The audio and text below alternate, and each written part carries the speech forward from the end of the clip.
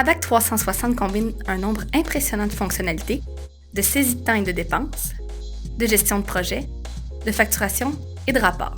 C'est un logiciel puissant, évolutif, rapidement implanté et sa flexibilité permet son déploiement au sein d'entreprises de services professionnels diverses.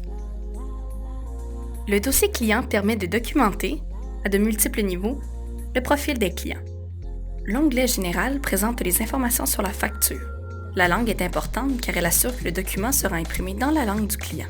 Il est possible de créer des contacts de facturation en les ajoutant avec le bouton Contact. L'onglet Facturation et comptabilité permet de sélectionner la devise et les taxes applicables lors de la facturation. L'onglet Notes permet de saisir de l'information sur le client et l'onglet Champs personnalisés vous permet de compléter des champs d'information additionnels que vous souhaitez collecter et qui ne figurent pas sur les onglets précédents.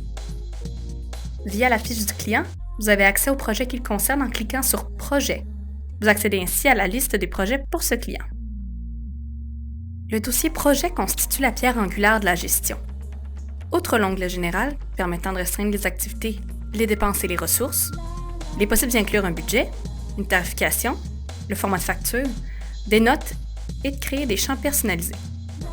Toujours dans cette fenêtre, en cliquant sur l'icône du haut nommée « Budget », vous pouvez préciser vos budgets par activité et par dépense. Vous pouvez aussi bâtir l'arborescence de votre projet, vos budgets par phase, sous-phase et activité, ainsi qu'assigner les ressources aux besoins. Les taux vendants et coûtants horaires sont définis selon divers critères en fonction de la phase ou des sous-phases du projet, des activités, ou bien selon la fonction des employés assignés au projet. Voici donc l'exemple d'un projet par phase, avec des sous-phases et des dépenses couplées aux phases. Le projet se décline donc en 6 phases principales, elles-mêmes scindées en sous-phases. Pour chacune de ces sous-phases, nous déterminons un budget ainsi qu'un nombre d'heures estimé.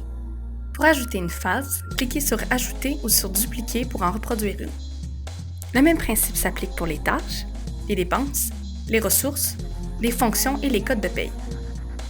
Outre la planification budgétaire, ABAC permet d'élaborer un échéancier projet et ainsi de comparer le planifié avec le réel, à la fois pour le budget et pour l'échéancier. Dans la rubrique « Tâches », nous déterminons les différents types de tâches liées au projet et définissons leur budget respectif. Il est possible d'ajouter autant d'activités que souhaité. Le même principe s'applique également à la rubrique « Dépenses ». La rubrique « Ressources » nous permet d'assigner nos ressources au projet en question.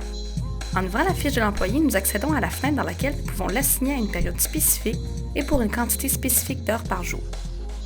L'utilisation de l'outil Assignation permet de valider le niveau de disponibilité de chaque employé en fonction des projets sur lesquels il ou elle a été affecté.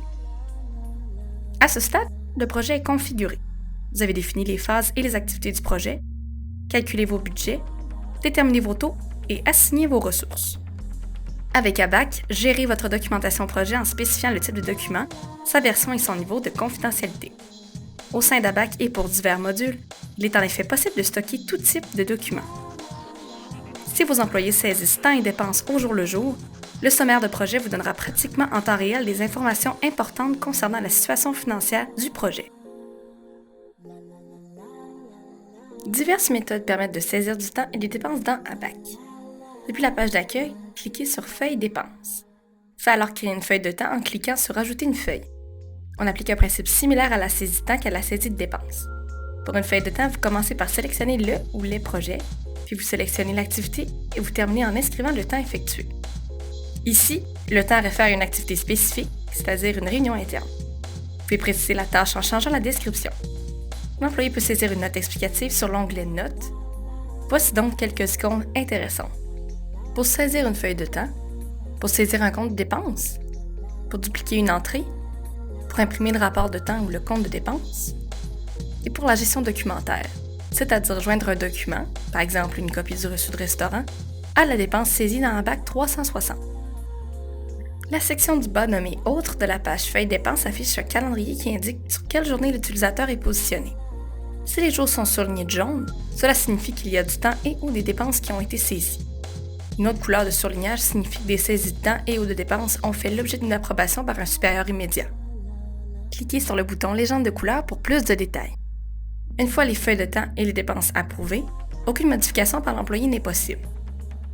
L'onglet Projet permet donc de sélectionner les projets sur lesquels l'utilisateur travaille présentement. Il est possible de cliquer sur l'icône et de le faire glisser sur la date à laquelle le temps ou la dépense doit être saisi.